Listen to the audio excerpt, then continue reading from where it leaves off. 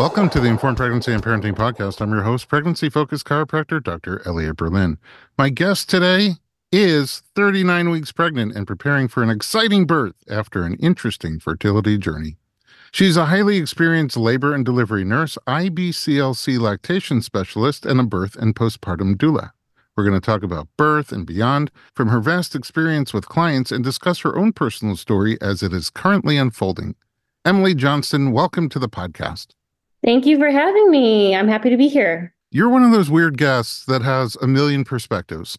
You're literally in the middle of your own pregnancy journey, which has had some interesting twists and turns, no pun intended, and we'll see, inside joke for now. And also being a doula, both a birth doula, I presume you've been in many different birth settings, not just a hospital, but then also being a hospital labor and delivery nurse and an IBCLC lactation specialist. So a lot of hands-on postpartum experience. It's kind of interesting to talk to you because you have more vantage points than most. So let's jump in at the beginning and talk a little bit about your career. How did you get into all of this birthy stuff?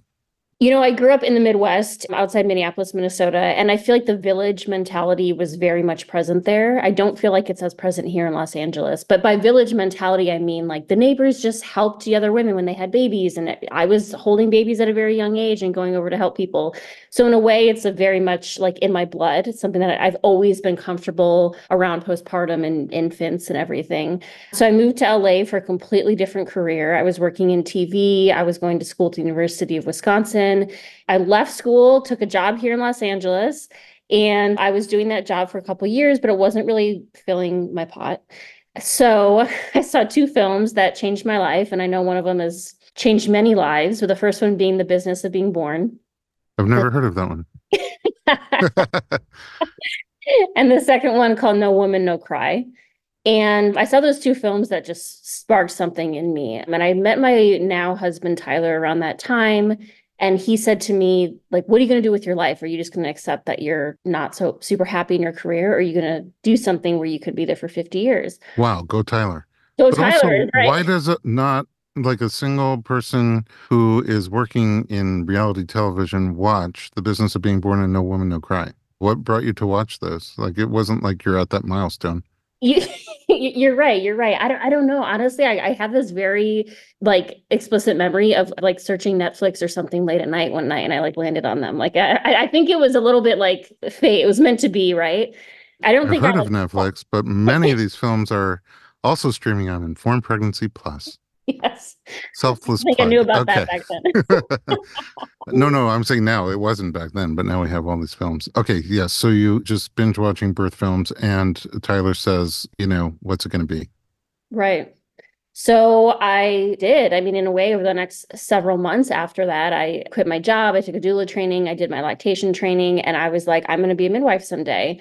And I started doing night school, starting from scratch. I mean, I was going to school for journalism and communication. So started from scratch with all my prerequisites to eventually go to nursing school and with an end goal of being a certified nurse midwife, which is still an end goal for me. But, we've taken a little detour for the moment to have a baby. Yeah. So the stepping stones for you were doula first? I was a doula first, and I took a lactation training shortly thereafter. So those were kind of going hand in hand. Yes. And then I started attending births and also doing postpartum at the same time. Yeah. Also a rare combination of great labor doula and postpartum support. And then was nursing another stepping stone towards the nurse midwifery? Yes. And honestly, I knew at the beginning that I was going to just do all this stuff. It sounds like it was very like rash in the moment, but it wasn't. It was like thought out. But I started doing the doula and the lactation because I was like, I want to be a nurse, but I'm going to make sure this is like the right thing. I'm going to work in labor and delivery. I never had any interest in ever being any other type of Cardiothoracic surgery? Right. Not for me. That's great for some people, not for me. So I started everything at once, sort of with this idea, like I'm going to get my feet wet and be very comfortable in this realm, and then eventually become a labor and delivery nurse. So it all kind of happened around the same time frame, but it was also very intentional that this was all sort of a part of my journey to eventually becoming a midwife or just becoming a nurse. Honestly, I think at the early days, I was like, let me just I had to do one thing at a time, right? So let me just get to nursing school first and see how it goes. But being a birth and postpartum doula exposed me to so much. And was a really great way to get my feet wet and also helping people with lactation. And for the first time, it just really filled me. I loved it. I enjoyed doing that work. Even coming home after a 24-hour, 36-hour birth, I still never felt like I was so exhausted I couldn't keep going. I felt like I could keep going forever. I mean, birth is intoxicating, you know that. Yeah, there's like a nuclear energy to it. You don't There even is. realize that 24 hours has gone by sometimes. Right. Time travels differently in a birth room for sure. And now that you've sort of had all this experience at other people's birth and postpartum, I imagine that the decisions you're making for your own are somewhat based on what you know from a bird's eye view, meaning you've seen a lot more than average. Absolutely. Obviously, being a nurse compared to being a doula, you see such a wider range of situations.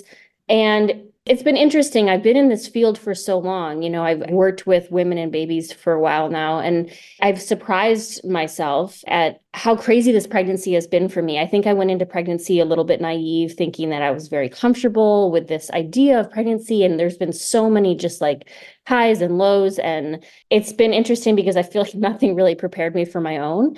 I have a lot of book knowledge, right? I've seen a lot. I have a lot of knowledge about this process that I'm going through.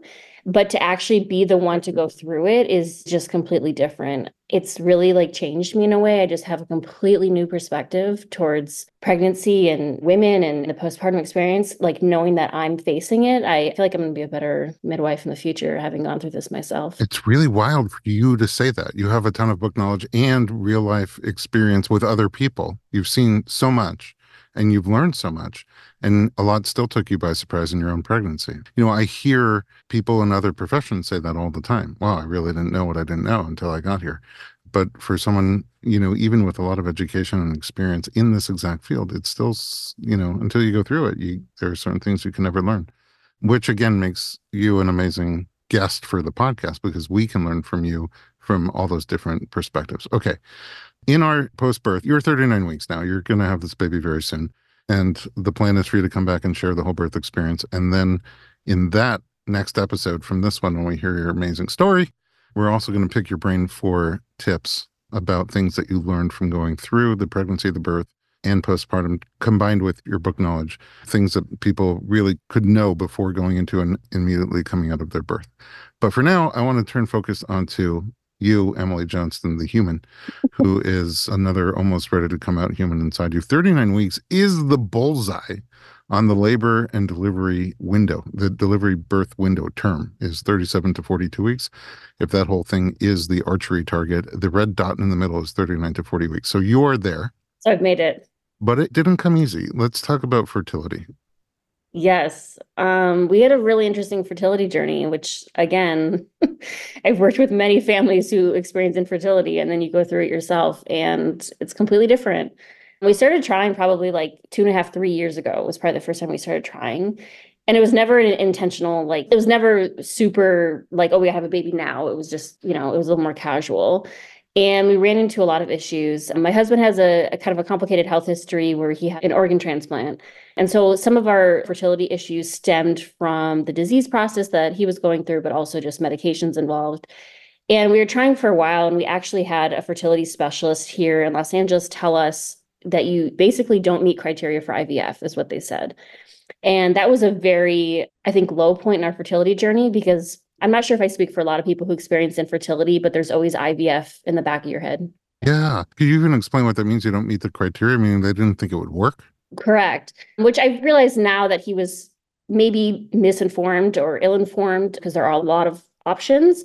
But basically, you want certain counts for male or female. You want your certain counts at certain thresholds. So there's a threshold for you want your counts at this point if you're going to conceive naturally. You want your counts at this point if you are a good candidate for IUI.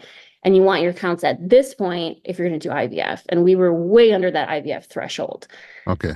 And just to sort of give a basic background, IUI is where you take semen and just sort of insert it into the womb at the right time, and It travels up and looks for an egg, versus IVF, where you take out an egg, you take out a sperm, you match make on the outside, and then put the hopefully resulting embryo into the womb. And so to conceive naturally, a certain amount of egg reserve and sperm count and quality, and to use IUI, where you still need, a lot of power, self power to make that match a lesser quality because it overcomes certain hurdles. And then IVF overcomes even more hurdles, but you still need certain counts and quality. And you're saying they told you you don't even qualify for that. Right. Shattering dreams of having a baby with your own DNA. Yeah. And I left that meeting being very discouraged, but at the same time, I was also like, well, there's probably other things you can do, and he doesn't know everything. And I tried to really be positive about it. And now I know that there are other options, but it still made me feel like we were about to sort of go on this IVF journey. I was thinking to myself, are we crazy if we do IVF? And we just had a professional tell us that we don't even meet threshold. Like, am I just being naively optimistic to even try this and throw so much money into this just to have a biological child? And that was something that we had to talk a lot about. And I think there's many different routes to parenthood that are all equal in value. Inevitably, we did see a few fertility specialists here in Los Angeles, but I felt like I was just like a number in their system a little bit. And this is the way we do things. And you'll start A, and then you go to B, and then you go to C. And if that doesn't work, we'll start back with B, but you might go back to A. And it was just very overwhelming for no guaranteed outcome. So you're throwing a lot of hard-earned money at this process with really no guarantee in the end, which I understand is normal, but it's also a really hard pill to swallow. So we did something rather untraditional, but we're maybe untraditional people. I did a ton of research. I'm a researcher. That's what I do. I actually read studies. Anyway, I found this Facebook group a little bit on a whim of a bunch of women who have traveled overseas to pursue IVF. And the primary factor for people doing that was cost. But I actually learned of this clinic in Tijuana, Mexico, of this incredible doctor named Dr. Isa. And basically, her entire clinic is Americans. A huge percentage is Americans of people who have failed in the US. So there's a lot of women who go there who have had like 3, 4, 5, 6 rounds of IVF here and have gone to her and gotten pregnant on their own DNA for their spouse and themselves. And so I never thought I'd go to Tijuana for IVF, but I did. And we had a meeting with her that was really powerful. And she was almost shocked by what the American doctors had said and was like, oh, this isn't a big deal. And yeah, absolutely. And you're young and you're healthy. And she made it seem very nonchalant, which we both actually left in a way thinking like, was she selling us too much? But we ended up going with her. She gave us a lot of hope and made it seem like this was a very plausible outcome for us, was to have a biological child that was related to both of us. So we started the process in Tijuana, Mexico, almost actually exactly a year ago at this time. So it's quite fitting now that Well, have a baby. spoiler alert. Spoiler alert, I got 39 weeks pregnant. Yeah. So did it work on the first try? It did, in theory. So we decided to make embryos. I did 1 round of egg retrieval. So egg retrieval is the really difficult part where you take a bunch of hormones and you juice, you make your body do these very unnatural things. You juice your body up and you have all these follicles on your ovaries and they take the eggs out. So we did our first round and we got a couple embryos that were compatible with life. We did decide to do PGT testing, pre-implantation genetic testing on the embryos, so that we would know if they're compatible with life. Some people decide not to do that. It's personal preference. We didn't want a chance that we would maybe miscarry and not know why, and not know if it was the quality of the embryo that was just never, destined for life, or if it would be something on my end where I wasn't carrying a pregnancy well, because I've never been pregnant. So we did the PGT testing and we got 2 embryos, and we know that we want at least 2 kids. And the recommendation that Dr. Isa gave us was to have 2 to 3 healthy embryos for every child that we desired to have. So we decided to go right into a second round of egg retrieval to get more embryos. Oh, more juice. More juice. But not like the carrot juice and green juice. Yeah, right. Exactly. And that was hard. IVF was extremely hard on my body. And I kept telling myself through that first round, you're only going to do this once. You're only going to do this once. That was just what got me through. And so when we only got 2, which is great. I mean, some people don't get any. So I'm very thankful for 2. I just said to Tyler, I was like, I think we need to just do another one right now. Because I was like, if I get pregnant with one of these first 2 embryos, and then in 3 years, 4 years, we want our second child, I was like, I don't want to go through this with a kid at home. And I was just like in this mindset. I was physically felt miserable. I was like, let's just keep the misery going. So how many times do you have that thought? I have so many questions. I mean, I would love for you to describe what you mean by it was miserable on your body. I can't say I speak for everybody because I've connected with a lot of women in the IVF community who tolerated it very well. For perspective, I'm 32 years old. I'm very healthy. I don't really have anything wrong with me. It made me so bloated, incredibly bloated. I looked more pregnant during IVF than I did this pregnancy until I was like 6 months because my follicles, I had so many follicles on my ovaries. So when you think of an average woman, we typically grow a follicle in the menstrual, 25 to 35 day menstrual cycle. You have one follicle and then you ovulate, and that's when you can get pregnant. For people that are on IVF, we're talking multiple follicles. So I had over 30 follicles on both my ovaries compared to just one if you're on an average menstrual cycle. And so you think of that bloating that comes with your menstrual cycle and then multiply that by 30 is kind of what I felt. And you're doing these injections every day, which in and of themselves are very, very uncomfortable. But then also your estrogen levels are just so high. I mean, you're doing something very unnatural to your body. And I actually ended up in the emergency room because of this. I very suddenly, I think I was on day 10 of the injections, and I very suddenly was a really fast heart rate and my face felt very numb and I felt like I couldn't breathe very well. And they thought I was having a pulmonary embolism. Like they thought I had a blood clot in the emergency room, which is not uncommon with IVF. Wow. And then you were like, let's do it again. And my forethought was, let's just buckle up and go forward again. And that's why I wanted you to say that, because it's not a light decision, like to do another round. It was really for thinking for the future. It was. I knew I didn't have it in me. I really thought to myself that in 3 years, if we have this wonderful child at home and we want a sibling, I was like, I don't think I'm going to have it in me to say, like, let's do it. And you're already in the trenches so much. And I just thought, I can do this again for another couple weeks of my life. My old doctor, who doesn't do obstetrics anymore, she only does gynecology, but she's an IVF mother herself. And something she said to me at the beginning of my journey is she said, you have to remember it's only a couple weeks out of your life. She's like, it's really miserable. I'm not going to lie to you, but it is only a couple weeks and you can do anything in your life for a couple weeks. And that stuck with me. And I was like, you know what? I'm going to do it. I'm going to do it again. So I did. The way you're selling it, I'm thinking about doing it. Yes. I You'd could be do a it. great candidate. Yeah. And also, that's just the physical and emotionally. The fertility journey is really hard. My wife and I struggled with it, and it can be quite devastating, a real roller coaster. And when you said that they told you you're not even a candidate for IVF, my heart sank deep into my, I was like, wow, that's chilling. Even though I know the surprise ending, which is that you are pregnant and healthy, have a healthy baby, and they're ready to come out any second. Before we go to break, how did the second round go? The second round was great. We actually got 5 healthy embryos, which was fantastic. And Until you're paying for college. Yeah, exactly. And we were really happy with that and felt good moving forward. It was a huge relief for us. So now we have our little embryo babies that are banked just across the border to the south. Oh, they're still in Mexico. And then you put in one embryo? I put in 1 embryo. Dr. Isa really wanted to put in 2. She likes doing 2 because she says the success is higher. This is where my experience came in. I've cared postpartum for many, many sets of multiples.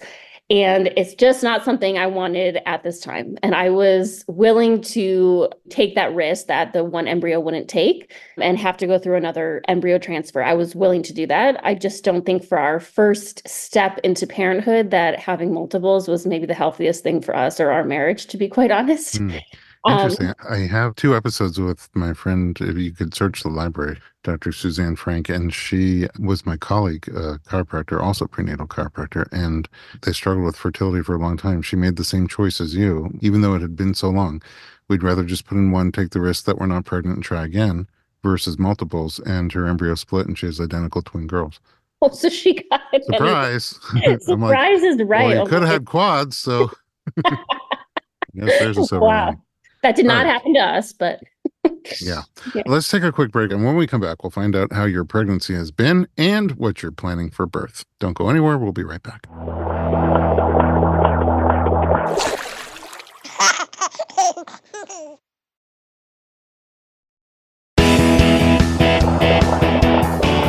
Welcome back. We're talking to Emily Johnston. Okay, so what are the odds? You have this really challenging fertility cycle struggle, and then you make it, and you got some little passengers back in Mexico, should you want to take the trip again. But now you're at the end of pregnancy. How was pregnancy for you? How were the different trimesters?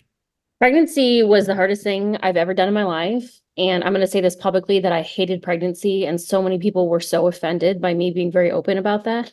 Yeah, I mean, you're allowed to hate it. It's a struggle. The struggle is real. Love the baby, hate the process. First trimester, I came off of IVF feeling physically and mentally and emotionally very burnt out. IVF just like took all of my energy out. I felt like I was just operating on my gas tank was empty. And so I had this really naive idea that once I was pregnant, everything was going to be fantastic again. And it wasn't. It was anything but that. So first trimester, I lost weight. I wasn't eating. It was a really low place for me too mentally because I physically felt like I wasn't able to do what was needed to sustain myself and sustain my baby. And that was a really dark place for me. I physically could not eat food. I just couldn't do it no matter what I tried. And I tried everything. Were you throwing up? I wasn't actually throwing up, but I'm also very good at suppressing vomiting. But the nausea was out of control. The nausea and the aversions were just out of control. And I'm somebody who likes food. Like I enjoy food. You don't have to talk me into eating something twice. So it was really dark for me. I had a few trips to urgent care to get a bag of saline because I just couldn't even drink water most Oh, days. wow. And it was bad. It was absolutely awful. I lived off of watermelon and popsicles, about 500 calories a day. And I think coming from the doula community too, we have all this like little bit of knowledge and people have all these really well-intentioned ideas of take the Unisom and the vitamin B6 and, go to acupuncture. And I did everything and nothing worked. And that was also very humbling for me and for going forward in my career. Like I will understand now, sometimes you just do everything and truly nothing works. Sometimes the body doesn't read the textbook. That's true. Mine did not, that's for Hmm. sure. Yeah. And obviously, having worked in this field, you knew that nausea and maybe vomiting is not uncommon in the first trimester, but it sounds like it A, hit you harder than typical, and B, more than you were expecting. Yes, way more, way more. And I even had this idea like, oh, if I have a little bit of nausea, it's something I can push through. I'll take the Unisom, the B6. I was going to acupuncture once a week, sometimes twice a week. I had this idea like, even if it was a little bit uncomfortable, it's something I'd be able to overcome. And so that's when I say it really started to affect me mentally because I felt I was losing a little bit of weight and I was like, I'm not sustaining myself or this pregnancy. And I felt like I physically couldn't. And it was hard at times. Towards the end of first trimester, I weaned off of the IVF medications because they still have you on estrogen and progesterone, which I think contributed to the nausea. I still had nausea for sure until I was like 24 to 26 weeks, but it was Wow. better and I gained weight, which was the most Huh. important. Welcome to my world. Twins. Okay, so that's a really bad case. I wonder if it's better or worse that you weren't throwing up. I've thought about that. And Tyler even asked me because during some like the worst days, he was like, just let yourself throw up. But I was like, I don't know if that would take care of it because it wasn't like I had the stomach flu where you feel like a little better when you get the poison out. So I don't know. I thought that same thought, to be honest. No, yeah, people say that it does. It feels better temporarily for whatever reason. In the hyperemesis, the latest I saw is they're pointing to, I guess, a satiety hormone that is overproduced by the placenta. And so you feel satisfied, but oversatisfied, full, overfull, even when you're not, even when you haven't had anything to eat. And so the sensation of eating more just puts you over the top. I don't know if it's the same if you're not throwing up, but you kind of sound like you had like clean hyperemesis where you feel nauseous in a Like I big did. way and you're losing weight, or sign of hyperemesis, all the way through past the halfway mark, just without throwing up. So I guess clean hyperemesis is my new, It's a nice term. That's what I had. it's a term that I coined. Okay, so watermelon and popsicles. I love those for just a little snack in So does my between. baby, apparently. Were there other things as it kind of improved a little bit? Like what were the things that you brought back? I couldn't even do like toast. And this is what I mean by everybody has such good intentions. People were like, wake up in the middle of the night and just grab a few Ritz crackers. I'm like, that sounds like a great idea. I can't do that. I honestly was not eating, and my protein intake was so low. And I knew going into pregnancy how important protein intake was just for a lot of different reasons. And I wasn't really getting any protein. It's still something that I don't want to say I beat myself up on it because I couldn't control it, but it's something where I'm like, gosh, my nutrition was so poor that first trimester. But I had a lot of reassurance from the midwives that it would pass and from Dr. Kaiser. And I also saw an MFM just for like routine screening first trimester. And they were very reassuring, saying that, I went into pregnancy very healthy. I ate very well during the IVF journey and was on a lot of supplements and everything. So they were just reassuring that my baby was still getting probably adequate nutrition, even if I wasn't in that moment. All right. So once that passes, are we in the honeymoon phase, the golden trimester? So I thought everything was going to be great after the nausea got better. And then we went on a baby moon to New Orleans, which was just a fun destination. We'd never been there. Nolans. New Orleans. My appetite was back, so I figured I might as well have like po' boys and some beignets. Beignets, yeah. Yeah. And I'm in New Orleans feeling good. And I took a nice little trip, a little slip and fall. Oh, a trip on your trip? A trip on my trip on the sidewalk of New Orleans. Boy, just something sticking up, or? There was a root that was growing out of the sidewalk, and apparently I didn't see it because I tripped over it and I fell like I completely wiped out on the street of New Orleans. What did you land on? I landed on my right arm and my left foot. My left foot is what got injured. And it was the only time of the trip that I was not with Tyler because he was going to go back to the hotel and I wanted to go get a cup of coffee. So we did. And so here I am alone, visibly pregnant, flailed up on the sidewalk of New Orleans. It was probably quite the scene. If pre-coffee, were you holding the coffee? No, I hadn't gotten the coffee yet. I still haven't gotten the coffee. All right. So at least we didn't waste the coffee. Yeah, at least I saved my money. Yeah, but it's also more embarrassing. Like, were there people around? Was it an embarrassing? Yeah, and no one helped me, which I thought was what? So I know. I thought, but maybe, I don't know. Is this a regional thing? I thought to myself, if I saw some visibly pregnant women like on the ground, I'd be like, probably go help, but no one did anything. They just kind of like walked past me. But it was just like maybe a human they thought thing. I had a few drinks. I'm not sure. oh, right. Yeah. Shame on her. Yeah. Right. Wow. So you got up all by yourself and were you able to walk on it? Initially, I was able to walk a little bit. I mean, it really, really hurt, but I just walked back to the hotel like it wasn't a big deal. But then a couple hours later, I couldn't put any weight on it at all. And thank goodness we were leaving the next day because I had to like take a wheelchair. Like that was it. Like vacation was over. And memorable. I was wearing this boot, came back to LA, saw an orthopedic doctor, and I wore one of those fancy boots on my left foot for several weeks while pregnant, which is also really fun. Did you work at all during your pregnancy? I mean, I ended up taking early leave after that first trimester because the first trimester was really hard. I actually blacked out twice due to like a combination of hypoglycemia and hypotension, like low blood pressure because of all that. So I had been on leave shortly before New Orleans is when I had taken the leave, which was also a whole other emotional thing I had to kind of overcome, that like my pregnancy was actually preventing me from still working. It was really hard. It was another pill I had to sort of swallow and let go control. Wow, so yeah, for a doula, you're swallowing a lot of pills. I am swallowing a lot of pills. Metaphor. Okay. Wow. Were you worried about the baby? I didn't fall on my belly. And it's kind of that weird time where when you're first time mom, like I was feeling a lot of fetal movements at that point, but obviously like not as much as you feel when you're like later in third trimester. So, I got in my head a little bit about, am I feeling her move? But I contacted the midwives and they just said, make sure she's still moving at times. I had like a sugary drink and I laid on my left side and did a little kick counts and she was fine. And I had protected myself pretty well because I got banged up on my hands. So I wasn't super concerned because there was no impact to the belly. But yeah, I mean, it certainly was in my mind. I got through first trimester just to fall in second trimester. Well, I mean, all of it. You got through fertility just to have major nausea and lose weight and can't eat a Ritz cracker. And then you finally get past that and go for a little baby moon and boom. I mean, did you end up getting coffee? No, I never got that coffee, Dr. Oh, okay. This is killing me. I know. Okay, so then what? So third trimester, I was in this boot. Everything was fine. I mean, not, but it was okay. Life continued. And towards the end of second trimester, early third trimester, I started having this really debilitating left abdominal pain, like lower left pain, like very bad, 10 out of 10.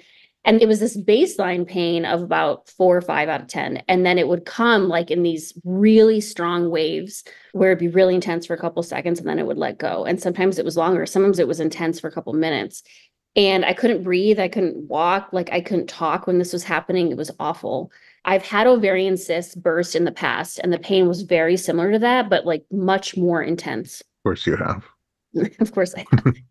And I thought initially that it was an ovarian cyst. And I went to see Dr. Kaiser, who did an ultrasound, and she did see a cyst. And a couple days later, it was so bad, I ended up in the hospital.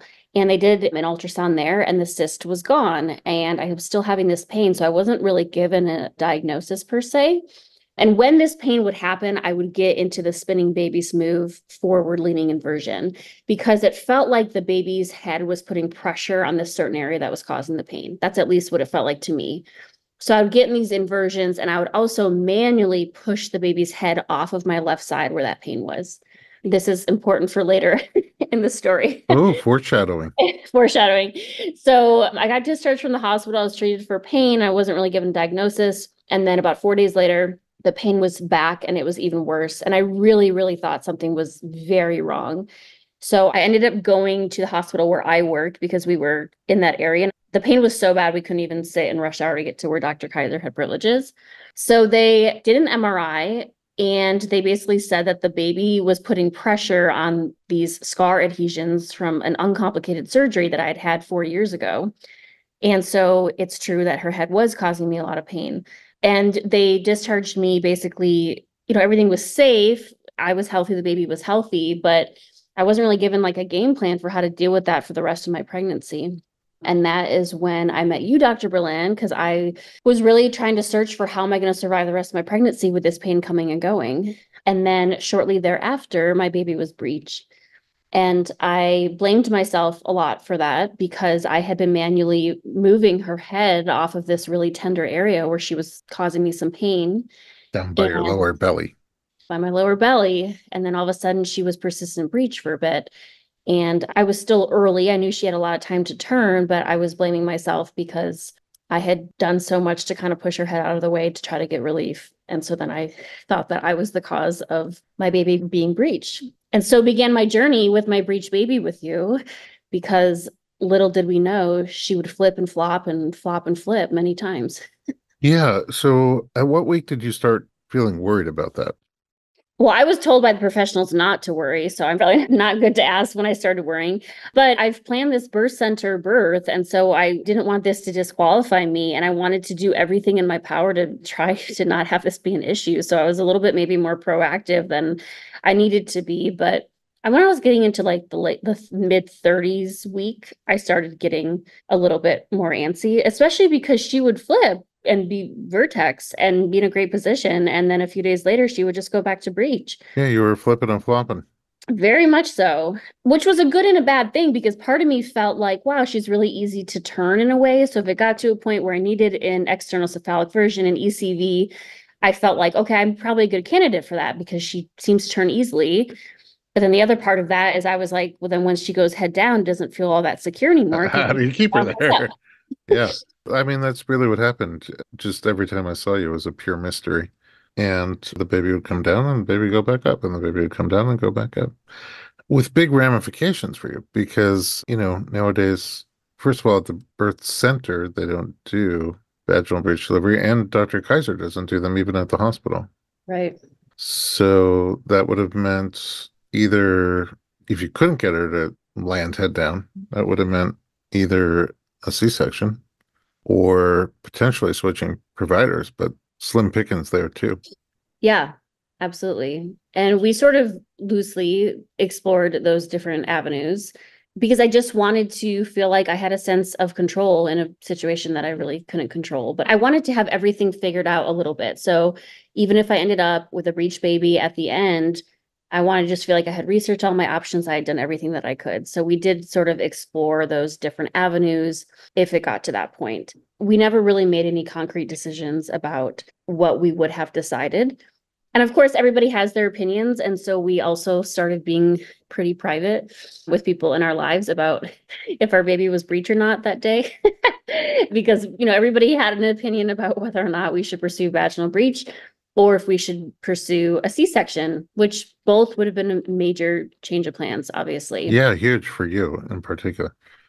Yeah. I mean, I prepared, 9 months to be with this certain birth team. And so the idea of having to sort of reroute in that third trimester when I was starting to finally feel good and my foot was healed and I was eating, I got a little glimpse of like pregnancy bliss.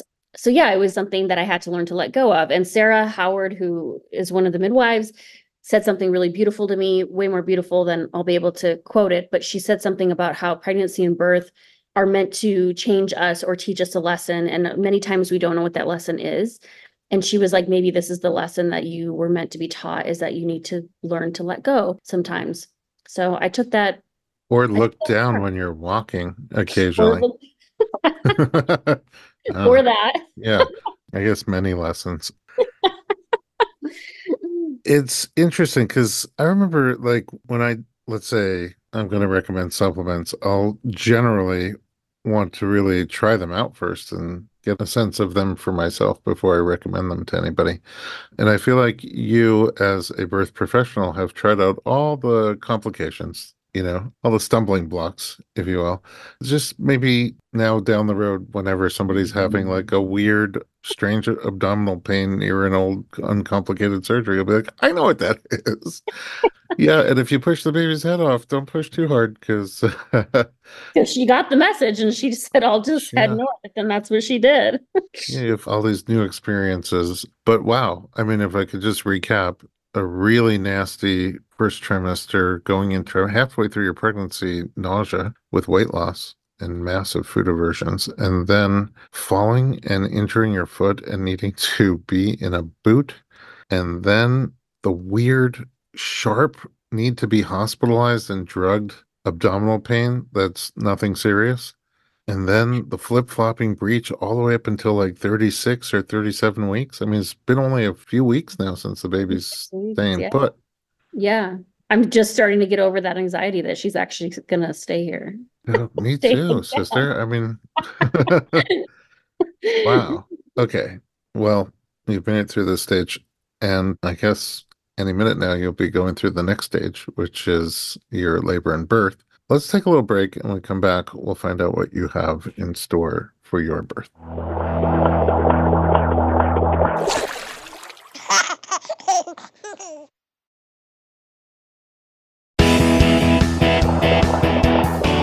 Welcome back. We're talking to Emily Johnston. She is 39 weeks pregnant and about to have this baby any moment. Okay, Emily, you are a labor and delivery person, from the natural side being a doula, non-medical support person, from the medical side being an RN. Now you're pregnant, and pregnancy is a lot different than you thought it would be, and you have plans for birth. You mentioned that you wanted to give birth at a birth center. Tell me about your vision for early labor, when you're laboring, who's going to be around you. You're going to, I assume, be at home at that point. When do you want to, in your mind, ideally move over to the birth center, and who will be around you over there? So we know that oxytocin is highest when you're in an environment that is comfortable to you, and that the adrenaline and sort of fear when you go into an unfamiliar environment can suppress your contractions, which is why we see a lot of people in the hospital setting who had very regular contraction pattern at home, and they show up and then to the hospital and their contractions slow down a bit, which is a very common scenario. So my plan is to try to labor at home as long as I can. I also do not want to be in transition in the car, so I'm trying to be cognizant of that as well. My plan is Tyler will be here, of course. He's the most important player next to the baby herself. And then it's going to be a hypno doula, because we did hypno babies class. So she is a trained hypno doula. And I'm also having a student doula as well. So depending on the timeline and how things last or go, the doula team will either meet me here at home and then we'll all go to the birth center together. Or if things happen more rapidly, then we will just meet them at the birth center. What do you see the role of the different people supporting you as being your doula versus your partner, Tyler, or even the student doula? I want somebody who's traveled this path before, even though I'm a doula myself and I've been to many births and I'm a labor and delivery RN and I'm very comfortable in the birth space. It's different when I'm the one giving birth. And I still want that person to reassure me through all those sensations that what I'm feeling is normal. I want somebody to tell me that I'm doing a great job. I want somebody to give me suggestions of position changes or things that might help make me a little bit more comfortable. I have all that information, but I don't want that to be my job to myself in labor. That should come from somebody else. The Sherpa, the one that's, climbing the mountain.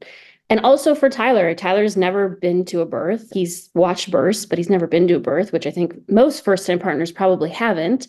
And I want somebody that also reassures him. I don't want that to have to be my job. I want somebody to reassure him that it's uncomfortable to probably see his wife who's in pain and in a sort of, I always call it labor land, but it's a mindset. Labor land is a physical and a mental mindset where somebody sort of leaves themselves and they're just somewhere else. And I want somebody to reassure him that everything else is normal, but also to make sure that he knows his role in how to support me and give suggestions for how he can be involved. And the student doula, I see her the same way. It'll be her first birth, but she's given birth to children herself. And so I see her being the same way, being hands-on for me, but also hands-on for Tyler. I think a really good doula is 50-50, like 50% the person who's giving birth and 50% the partner. Yeah. I mean, definitely in our first birth, our doula was there for me. I'm not shy about the fact that I was eating popcorn and the little husks of the corn, one of them got stuck in my gum and was so uncomfortable. And the doula was, wait, and she had her little magic doula bag with everything in there, and she had a toothpick, and it was just life-saving. And that's your memory of your doula. Well, also, she was amazing at keeping us both calm when things would happen that, it's intense. Birth gets intense, even when it's going great and beautiful. Not always pain intense, just intense. I just remember the first time seeing, as a student doula myself, seeing somebody shaking in labor. Like, I'm like, does anybody else see this seizure happening? And they're like, oh, no, that's okay. That's normal. That just happens in birth. I'm like, oh, okay, cool. Otherwise, I'd be panicking. And at our own birth, she just had so much to give me to be able to help me support my wife while she was in labor. Maybe try this. This could be a good thing for you to do. And it made me feel so calm and so relaxed and even so helpful, whether I was or not. It made me feel like I was being helpful. And she was also incredible just to see her know and communicate with my wife without even talking sometimes. Or when she did talk, just knowing the exact right thing to say, to be able to give her the ability to calm down, relax, and embrace the process and know that she was safe, know that things were going well. It was incredible. You're right, for both of us. It was really key for both of us. And also, although I spent a lot of years as a doula, I also spent a lot of years just doing body work at birth. And in those cases, I got to work side by side with some of the most incredible doulas on the planet, and to just be a fly on the wall, watching their magic and watching the incredible interactions that they have, and sometimes the cool bag of tricks that they bring. Yeah. So, yeah, I think the doula is helpful for both. A lot of times people tell me I want a doula, but my husband wants to be a doula. And I'm like, okay, well, who's going to be the marriage counselor after that happens? And they don't take the place of a partner. I mean, that's not their job, right? That's my whole point. Only one person can be the partner, and that's the partner. Anybody can be the doula, and especially if you have a long birth. You want someone sort of fresh energy around you, because you don't get the luxury of going to take a little nap or take a break or, go for a walk. So, a partner could be a doula, quote unquote, but I always think it's better. My wife is a doula and I'm a doula, and we ended up having the doula for all 4 of our births. The same doula for all 4? Yeah, thank goodness. Oh, when she retired, we're like, okay, no more kids. But how special she got to see you guys become parents for the first time and then sort of close that chapter of your lives as well. Oh, yeah, she was part of the family. I mean, she still is part of the family. She's just no longer doing doula work. And it's incredible remembering back to the first time my son's 20 now. Oh, wow. Well, that's unique. She's a big part of the birth memory, It was a 42-hour labor that was completely unmedicated, except for 400 milligrams of Advil, which I kept taking for my terrible headache. The birth was hard on me. First the popcorn, then the headache. I was like, baby, you have no idea how painful this is. So you were medicated, not your way. Yeah, exactly. All right, back to you and your story. So you have these support people around you with different roles of support. Knowing what you know about yourself and knowing what you know about labor and birth, what kind of comfort measures do you think will be helpful to you? I think the ability to move around will be really helpful. I also know that sometimes that doesn't cut it anymore. And so then you start to bring in things like the water and being in the shower, being in the bathtub, doing some spinning babies moves, having people squeeze my hips, all these things that I've implemented as a doula and as a nurse, and then having the option of nitrous oxide. And I was talking with Dr. Kaiser about this. And she was saying, like, everybody does something until it doesn't work anymore. And then nitrous oxide ends up being sort of that last little to get you over that last hump. And so that's what I anticipate. I'm also just following my intuition and my instinct. Like if something feels good, I'm just going to do it. I'm just going to get in that position or move here or move there or go outside. Fresh air is great. I'm just sort of planning to follow and see what works. Humanity wouldn't be here if childbirth didn't work to some extent. And we've had the epidural only in very recent years. And so trying to also remind myself like birth inherently isn't broken. And so if all these women have done it before me with just moving and good support and massage, and I can probably do it too. That's sort of my perspective on it.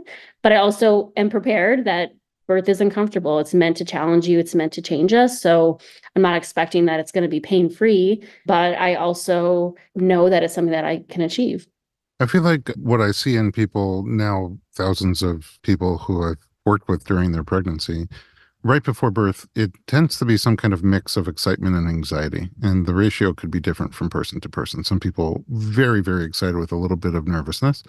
Some people very nervous with a little bit of excitement. Where are you guys on the spectrum? I asked Tyler last week where his net excitement was. And I said net excitement is excitement minus nervousness/anxiety. So if you're like 10 out of 10 excited and then 6 out of 10 nervous, the net is 4. And he said his net excitement was 10 out of 10, which was great. It makes sense. My net excitement is like 6.5 or 7 because I'm the one giving birth. You guys worked that out ahead of time. Was it rock, paper, scissors? Yeah, and I lost it. I pulled the Or maybe you won. Yeah, maybe I won. You're right. So I'm excited, but I'm also nervous. I'm nervous for a lot. I mean, it's just an unknown territory. And change is hard. Change is hard no matter what it is. And I'm also just grieving the fact a little bit, and this is vulnerable for me to say, but I'm so excited for this baby and I can't meet her. But I'm also like grieving the end of this chapter of our lives. Like we've been married for 7, 8 years and we have these 2 little dogs and we've had this wonderful life. And I know it's going to be different now. It's only going to be enhanced positively. But I'm like grieving a little bit that this is like the end of the chapter. And it's also a little bit hard because you don't know when that chapter will end. I mean, will it be tonight? Will it be in 2 weeks? I don't know. So I'm somewhere, in the middle, but I'm more excited, of course, to have this baby. I'm just nervous for the unknown, as I feel like a lot of people are. So 2 things. Number one, even though this chapter is coming to an end, you do know you could still see me after you give birth, right? That's what it all came down to. Okay, that's what I was worried I assumed. wouldn't be able to see you anymore. Yeah, just to bump you up to a 7. But the way you talk about the unknown is interesting because you have more known than most. And I don't know which way that goes. Does that help or does that hinder? Meaning you've seen birth in multiple settings, including high-risk settings where things are very medicated. You've seen birth in natural settings where things are totally unmedicated, which is a misnomer because you make your own drugs, which are probably better than stuff we give you. But you've seen it go all sorts of different ways. And I wonder, going into your birth, that's going to be Emily Johnston's story, an experience, do you have a way to like kind of blot out, close off, shut down the experiences that you have with so many other people? I'm trying to. That's been a huge part of 3rd trimester for me, is trying to shut that out. But I also recognize that a lot of the experiences I've been through have shaped me into this person that I am. And so it's impossible to really block all of that out, to be honest. And I don't want to block it out because it's a huge part of who I am. So instead, I'm trying to just like boost myself with the positive stories and remind myself that when you're a healthy person with a healthy, low-risk pregnancy, the chances are very much on your side that everything's going to be okay. But of course, there are exceptions to that, but that's just life. I mean, I remind myself too that we can run to the corner to a drugstore to grab something and something could happen to you there too. It doesn't mean that you should never, drive 2 blocks to go pick up a bottle of water. So I'm trying to also just be rational about it, that it's actually a very safe process, that I'm just because of my career, I'm in a unique position where maybe I'm more likely to have a skewed opinion of its safety. But the reality is if it wasn't safe, we wouldn't be here as humans. And also that I have access to healthcare. I mean, I'm not giving birth in the woods, with wolves. That would be such a cool episode. I'm giving birth with a highly skilled team that has access to a hospital 3 minutes up the road, and that the hospital is an option if something were to go wrong. That's still on the table and that's okay. So I feel like I'm in the best of both worlds here. I feel like ultimately the ideal is for your conscious brain to shut off altogether and to give birth from the older part of your brain, the hard wiring, the wiring that, just takes care of everything else in your life on autopilot and does it in the most efficient way. And my experience working with obstetricians, midwives, and doulas who are pregnant and going through their own pregnancy and birth experiences is generalizing, but harder for them to shut off that conscious part of the mind once they're in labor. And for me, being invited to anybody's birth to play some role is an incredible honor. And when it's a birth provider, it's an even bigger honor. And those are the ones where I see that being the biggest challenge. We have a episode with a doula who then turned corporate lawyer, but had doula experience, and her name is Shannon McGuire. I think they're episodes 57 and 58. I was really honored to be invited to her birth and to work with her. And I saw that struggle in that birth in particular in such a powerful way because you could see the knowledge that you have and the experience that you have. You could see her thinking about her birth as attending her own birth as a professional almost. Like, where am I now? What does this mean? I wonder how many centimeters am I at this moment? And just sort of thinking about her birth from the outside. And it was a little bit of a struggle. It held her back. And I just remember the moment where it happened, where that conscious mind closed down and she switched over to the older part of the brain and just let nature do its thing without having those thoughts. And it was incredibly powerful. It was a really powerful moment. And I don't know exactly how you get there, but I'm curious to hear on the other side how you did it and when you got there and what the difference was like almost. Hilary Duff describes it in her before and after episode of her second baby, which are our first two episodes with her, how she was really afraid of the pain and the intensity. And her mind was almost like doing the math, like this thing coming out of that thing is not going to happen. How is it going to fit? It's going to be too much. And then when she felt like she couldn't go any further, her brain was saying, this is impossible. We can't do this. She felt it shut off and then everything was okay. And she did it. Just a little harder for birth professionals. Yeah, that's really interesting. I think the environment will be helpful for me because I don't feel like I'll be at work. And I'm worried that in a hospital setting, I would feel like I'm at work because the machines and the sounds and the noises and the scrubs and all of that is like second nature to me. And so being at Moxie in midwives that are like in jeans and tank top and in like a big comfy queen bed with like a gorgeous tub and candles, I feel like will help me. And food. Maybe I'll be completely wrong on the other side, but there's no food at the hospital birth. That's right. I'll be eating, have a little smorgasbord at the home birth at the birth center. That's right. Our charcuterie board. No.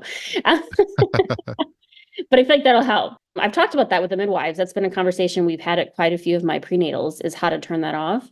And one of the things I talked about with Jessica Diggs is she said, sometimes birth professionals really want to hear the fetal heart tones when we check.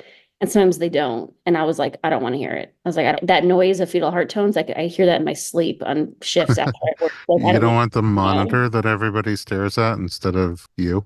Right. Exactly. And so I feel like I will just be able to let go. And again, maybe I'll be wrong on the other side of this, but I also have so much trust in the midwife team. I think about the hospital setting of how a lot of OB practices now are group practices. So you may have seen, Dr. So-and-so for 9 months, and then it's somebody else in that practice. And they might be a great physician, but there's still just a natural human reservation when there's a stranger that doesn't know you as well, who's now managing your care. And that's been a great thing about Moxie is I feel like I know the midwives really well. I feel like, and Dr. Kaiser, I feel like they know me. I don't feel like I'm a stranger. And so knowing that any two of them could be at my birth, I don't feel like I'm meeting any of them for the first time. They all just know me and my story and what I want. And so I also have this like feeling of like, even when I go to my prenatals, like I take this big deep breath because I feel like I don't have to explain anything or prove anything, which you shouldn't either. And that's on me. But I just feel like they know me so well. And I hope that'll serve me well in labor. I think it will. It's just our autonomic nervous system works based on those stimuli around us. And you've really created a conditioning where those stimuli are ones that make you feel safe and supported. And there's a lot of trust and confidence. I guess my last question here is the birth plan. I always look at it as a flow chart. And on page 1, you put the most natural birth experience that you as an individual can picture yourself wanting to have. For some people, that is in the woods with wolves. And for other people, it's more of a strawberry farm. But for many people, it's at home, either free birthing or with a midwife or with a doctor, or at the hospital with a midwife or with a doctor, that medicated, unmedicated vaginal cesarean, whatever the most natural thing is you want, that's page one. And then, of course, it's a flow chart. You don't always get to stick to page one. And things can come up where you're out of steam or it makes sense. Medical indicators come up, it makes sense to continue laboring in a hospital setting. How mentally prepared are you for that and okay for that if we hover off of page one? The rational part of my brain is open to a transfer because that's the gift of modern medicine and it's there for a reason if it's needed. I don't want to say I'm prepared for that because I don't desire it, but if a situation came about where I was no longer healthy or the baby was showing signs of distress, of course, I would be open to a hospital transfer because that's the purpose of having hospitals. The emotional part of my brain really doesn't want that. And I think that comes down to I will be very tense in a hospital setting because I feel like I'm at work. And I feel like those memories of maybe some of those poor outcomes and traumatic outcomes I've experienced will come more forward in a hospital setting. And that's more what I'm worried about. I also remind myself, though, that I've set myself up for a positive hospital transfer if that's my fate in this pregnancy, in this labor, because I would have Dr. Kaiser, who still knows me very well, and she would still advocate for what my desires are for birth and try to meet it as much as possible, even if we've had to change settings. So that gives me a lot of peace of mind. But I really don't want to go to the hospital, to be honest. I really want to separate this birth experience from work. And I feel like there'll be a lot of overlap if I end up in the hospital. But of course, I'm open to it. I'm a nurse. Like, I know it's needed sometimes. But if I had to decide right now, I would say, like, no, I really, really don't want to be in a hospital. I just imagine my baby coming out in a very different setting. Well, I have this strong feeling that everybody struggles in some areas and nobody struggles in all areas. And you've already, I think, checked the box on struggle in several areas. So, my wish for you and my hope, and I don't see why the universe wouldn't agree with me, is that this goes really swimmingly well. So, like, And pain-free 4-hour labor, probably, Dr. Berlin? sure, if that's what you're wishing, then I will sprinkle my pixie dust and wish for that as well. Do you have any predictions on your 39 weeks now, but when the baby will come or how big the baby will be or things like that? I feel like statistically, she'd probably come at like 41 weeks, but I could be wrong. I've been having contractions for weeks, so I don't know. That's another one of my letting go things is I'm like, I don't know when she's going to come. Have you had your cervix checked? And also, is that something that because of your experience you can do yourself? I can do it myself. I've tried, but it was difficult because I have a large belly because I'm 39 weeks Oh, you pregnant. need longer arms. Yeah, exactly. I need a longer arm. Mhm. I haven't had my cervix checked. It's not like routine care under midwives because you can go from 0 to 10 centimeters in an hour, or you could be hanging out at 4 or 5 centimeters for weeks. So it doesn't really tell us a lot about when you're going to go into labor. But I will say curiosity, of course, got the best of me. That's why I tried to check my own. But I couldn't really reach it very well, to be honest. And it didn't really give me any information. So I don't know. Maybe these contractions I've been having for weeks have been doing something, or maybe they've been doing nothing. I don't know. Yeah, that's what made me wonder. Yes. And that's a mind game too. I got to let go of that, right? But predictions, I had a dream that my baby was 6 pounds, 14 ounces. Hmm. So we will see. I also feel like my belly's like not on the small side. So maybe she'll be in like the 7 or 8 pound range. I'm positive that we will know after she's born. Yeah, wonderful. I am sending the most wonderful birth vibes out for you. And thank you for being here. I learned a lot from you. And other people can learn from you too, because you have services that are available to the general public. What are those services and where can we find you? I guess I do in-home lactation consults as an IBCLC throughout Greater Los Angeles. I also teach group and individual breastfeeding classes and infant feeding classes. Do you do them virtual as well? Virtual or in person, yes. And I also want to say that I work with exclusively formula feeding families as well. Common misconception about IBCLCs is that we are only supportive of breastfeeding or only see breastfeeding families, and that's not true. I see a lot of exclusive formula feeding families.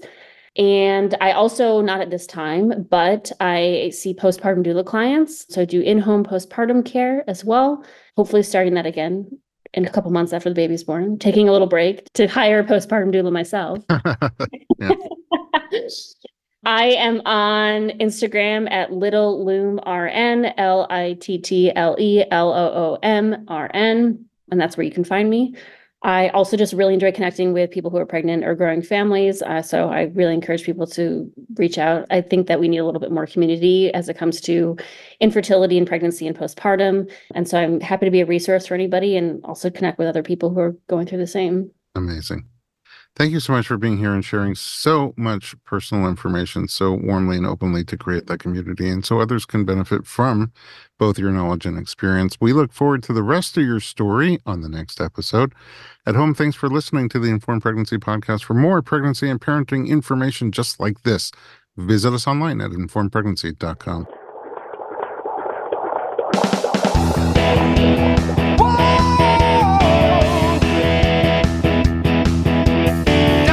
Doctor, give me the news. I got